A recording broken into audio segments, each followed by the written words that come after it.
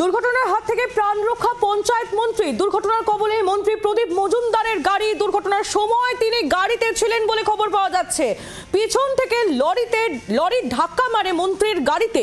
Lorry সহ ওই চালককে আটক করা হয়েছে বলে খবর পাওয়া যাচ্ছে। দুর্ঘটনার হাত থেকে প্রাণ রক্ষা পেলেন পঞ্চায়েত মন্ত্রী প্রদীপ মজুমদার। তিনি দুর্ঘটনার কবলে পড়েছেন এবং যে সময় লরি তার গাড়িতে ধাক্কা মারে সেই সময় গাড়িতেই ছিলেন প্রদীপ মজুমদার। কেমন আছেন তিনি, পুরো বিষয়টা আমরা জানবো। আমাদের সঙ্গে দেবব্রত ঘোষ আমাদের প্রতিনিধি রয়েছেন টেলিফোন লাইনে। দেবব্রত, কিভাবে ঘটলো এই দুর্ঘটনা এবং পঞ্চায়েত মন্ত্রী তিনি এখন কেমন আছেন? দেখো, আমরা যেটুকু জানতে পারছি যে আজকে সকালে দুর্গাপুর থেকে তিনি কলকাতার দিকে আসছিলেন জাতীয় সড়ক হয়ে, এবং তার যে গাড়ি রয়েছে সেই গাড়ি দিয়ে তিনি আসছিলেন।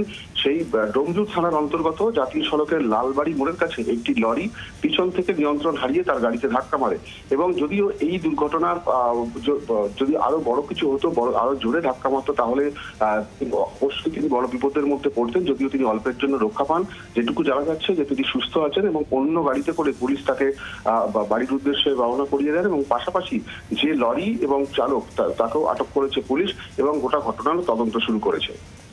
ধন্যবাদ দেবব্রত। দেবব্রত ঘোষ আমাদের প্রতিনিধি ছিলেন আমাদের সঙ্গে টেলিফোন লাইনে।